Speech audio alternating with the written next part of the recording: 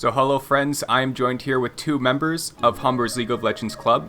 Would you guys like to give a quick introduction to yourselves, your names, your programs, and your role within the team? Alright, so I'm Aaron, I go by Reimu. I run all of Humber's League operations, so the A team, the B team, recruiting them behind the scenes, all that stuff. And I also play for the A team, and I'm in business administration. Alright, my name is Thomas Navarro, known as Koreaboo on League. I'm the starting AD carry on the A team, and I'm in computer science. Alright, so to start things off, I'm going to go to Reimu, because with you and Humber League, a lot of this starts with you.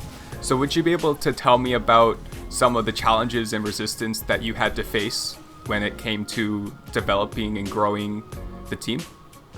So a lot of the problems were early on because we were essentially Humber Esports' pilot project, where we didn't have any of the practice facilities, the staff, infrastructure, anything when we started.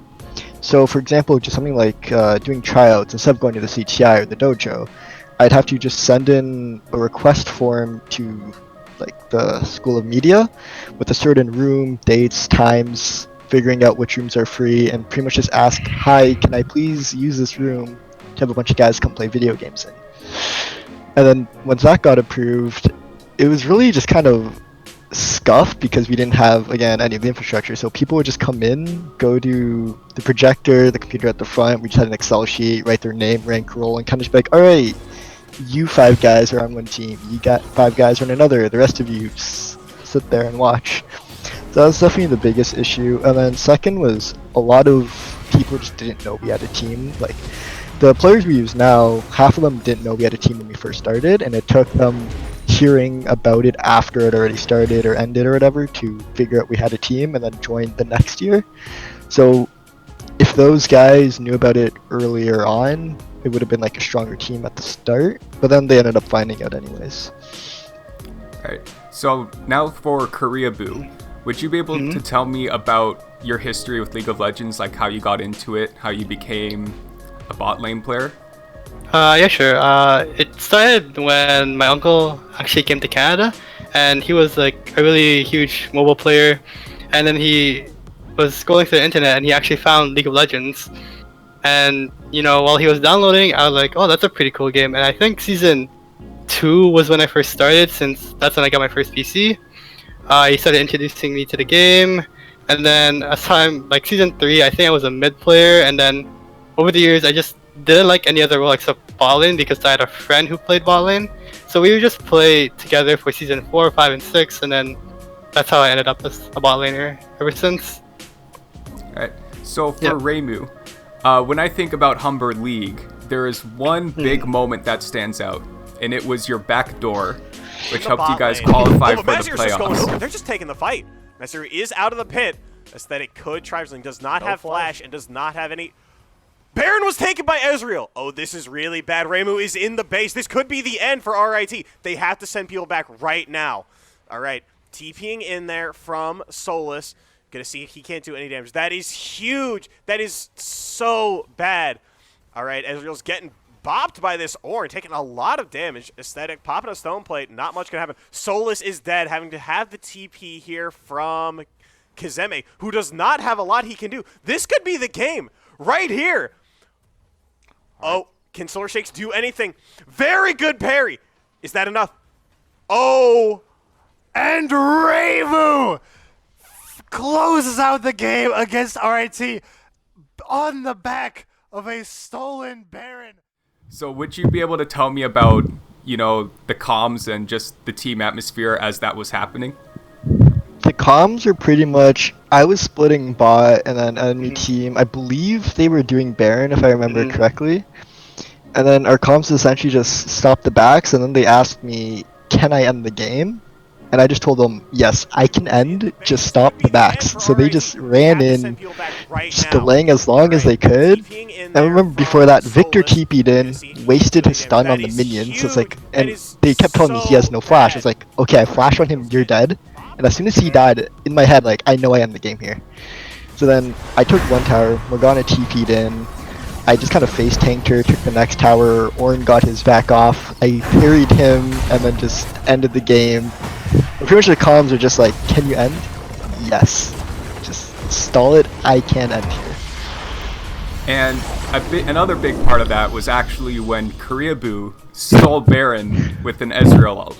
So would you? Yeah, that was would you be able to just tell me about your thought process when all of that happened, your reaction? I was just kind of like flabbergasted. I didn't actually think I would steal the Baron there.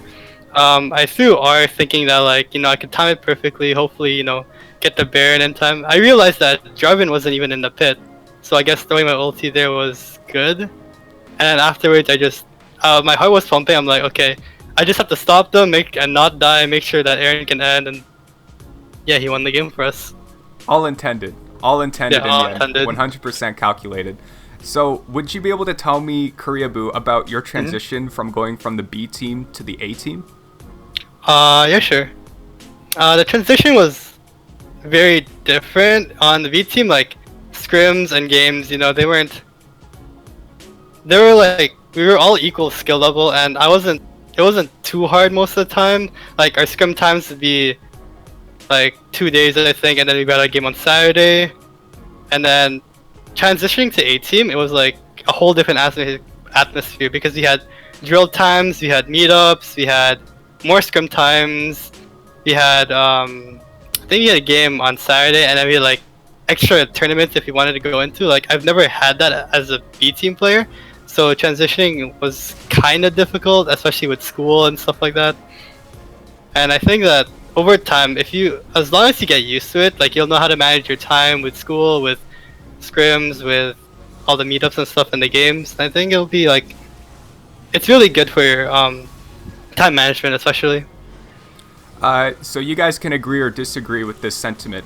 When I look at Koreaboo and Nutty Bars, I see like two different distinct play styles. Where with Nutty Bars, I always associated him with the safe teamfight positioning, whereas with Koreaboo, I see him more likely to play aggressive. Do you guys agree with that?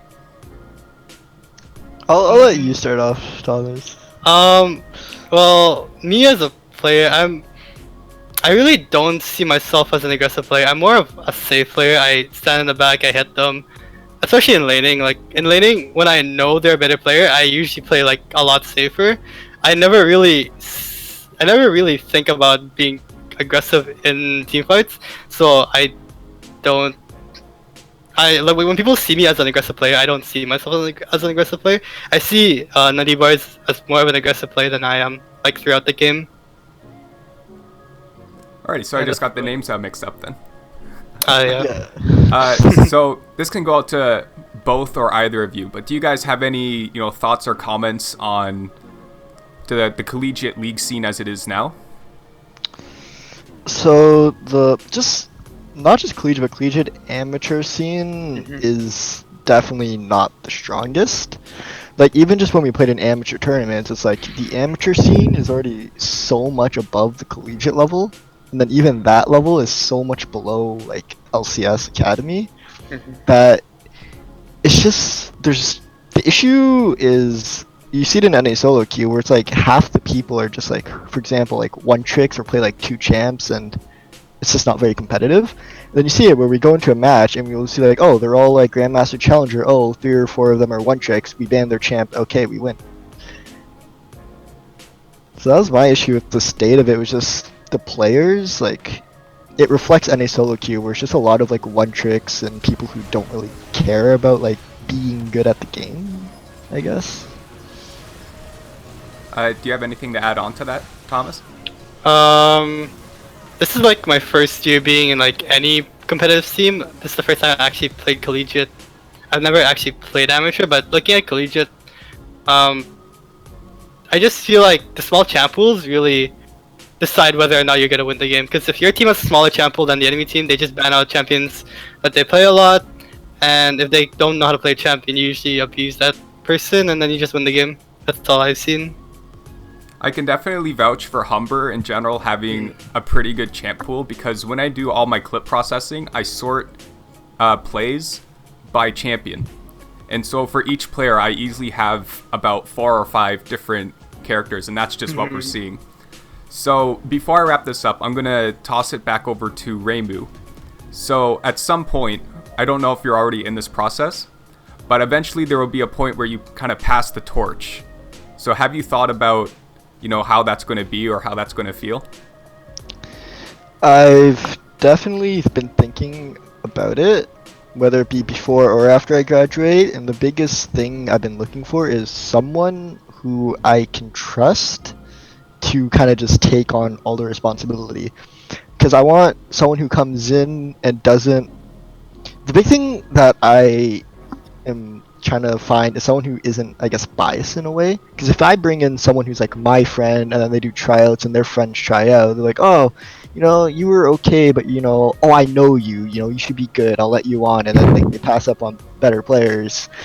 I want to find someone who's just like willing to sacrifice who their friends are for like the greater good of the team, and is willing to like do the paperwork, do all the behind the scenes stuff that the players don't see. There definitely is there's a surprisingly amount of work that goes on behind the scene, which I found quickly when it came to the videographer stuff too. So before we wrap this up, so for both of you, are there any last words or thank yous or shout outs that you want to give? You want to start it off, Thomas, and I'll just say after? I don't really have much to say other than that. It was like, this is like the first interview I've ever had, so like being able to like speak about my mind about these kind of stuff was pretty cool, I guess. Nice. Yeah, just I guess the biggest thank you is just like, especially what you're doing. You're part of Humber Esports, to just be to Humber Esports as a whole. Because without them, there wouldn't be this interview right now. There wouldn't have been all of us in that room for that back door for playoffs. Like none of that stuff would have happened. So I just want to say thank you to everyone who made that happen, and then to my teammates this year. Because even though CLOL got canceled anyway because Corona got completely canceled, but like just sticking together from like September all the way till like the end of CLOL, just as a team through like all the arguments, the fighting, we always stuck together. So I just want to say thank you to all of them. Definitely shout outs to the team and to admin Kevin, Jackie, Jeff, David, all of them. They're all awesome. So that would be wrapping it up. Thank you boys once again. And Thank you, Norm. Thank you, Norm. And we will be seeing everyone else at some point in the future, on or off the Rift. Hopefully. Alright.